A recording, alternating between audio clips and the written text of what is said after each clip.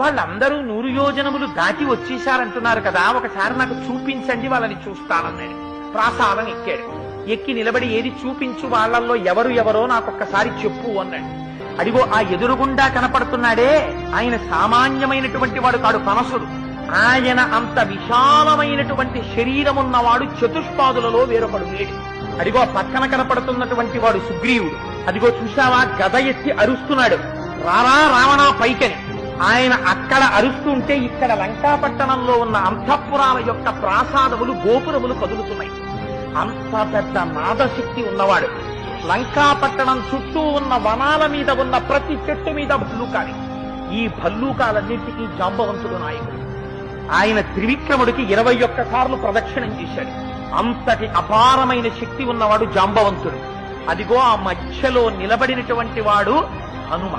ఆయన బంగారు శరీరంతో మెరిసిపోతుంటాడు. ఆయనకి బ్రహ్మగారి వరం ఉంది.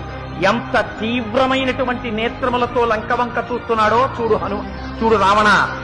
ఆయన పక్కన ఉన్నవాడు నల్లటి నీలమైనటువంటి శరీరంతో మిరిసిపోతున్నాడే, పద్మాల లాంటి కన్నులున్నాయే, కన్నుల చివర ఎర్రటి కొనలు చేరి ఉన్నాయే, ఎడమ చేత్తో కోదండం పట్టుకున్నాడే, ఆయన పేరే రాముడు. ఆయనే జనస్థానంలో 14,000 మంది రాక్షసుల్ని ఒక్కడే కొట్టాడు రావణ. ఆ రాముడు ఇవాళ వచ్చేశాడు లంకాపట్టణం మీదకి. ఇంకా నువ్వేమి యుద్ధం చేస్తావో ఆలోచించుకో. ఆయన బహిప్రాణం లక్ష్మణుడు. ఆయన నిరంతరం అన్నగారిని కంటిని కనురెప్ప కాపాడినట్టు కాపాడుతుంటాడు. రామతుల్యమైన పరాక్రమం ఉన్నవాడు. ఎన్ని అస్త్రశస్త్రములు రాముడికి తెలుసో అన్ని లక్ష్మణుడికి తెలుసు.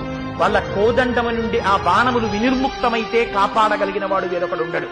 అటువంటి రామలక్ష్మణులు, ఈ సైన్యము అంతా వచ్చింది.